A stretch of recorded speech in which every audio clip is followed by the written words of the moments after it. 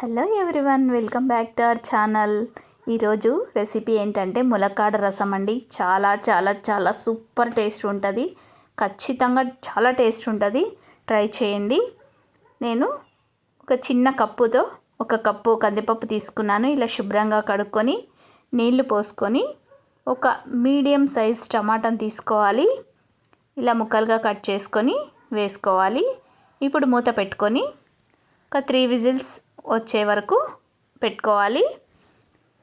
అలాగే ఇది విజిల్ వచ్చేలోపు మనం పెద్ద నిమ్మకాయ సైజ్ అంతా చింతపండుని తీసుకొని శుభ్రంగా కడుక్కొని నీళ్లు పోసి పక్కన పెట్టేద్దాం. ఇప్పుడైతే ఇవి 3 విజిల్స్ వచ్చేసాయండి. ఫైనల్ విజిల్ అన్నమాట ఇది. చూద్దాం. చూడండి ఎంత చక్కగా ఉడికిపోయింది. ఇలా మెత్తగా ఉడకాలి కందిపప్పు. ఇప్పుడు దీన్ని పప్పు గుత్తితో మెత్తగా చేసుకోవాలి.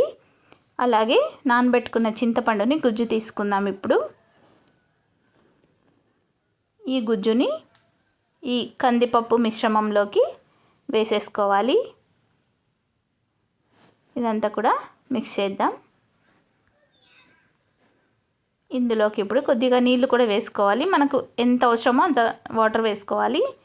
ఇప్పుడు రసం పొడి, రెడ్ చిల్లీ పౌడర్ చూసి వేసుకోవాలి. ఎందుకంటే రసం పొడిలో కూడా కారం ఉంటుంది కాబట్టి చూసి వేసుకోండి. అలాగే తగినంత ఉప్పు కూడా వేసుకోవాలి. ఇప్పుడు పసుపు యాడ్ చేద్దాం.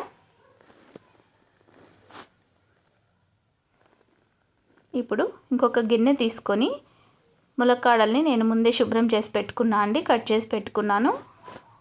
ఇప్పుడు వీటిని నీళ్లు పోసుకొని బాగా కడుక్కోవాలి. ఈ ములక్కాడల్ని రసంలోకి యాడ్ చేసుకోవాలి.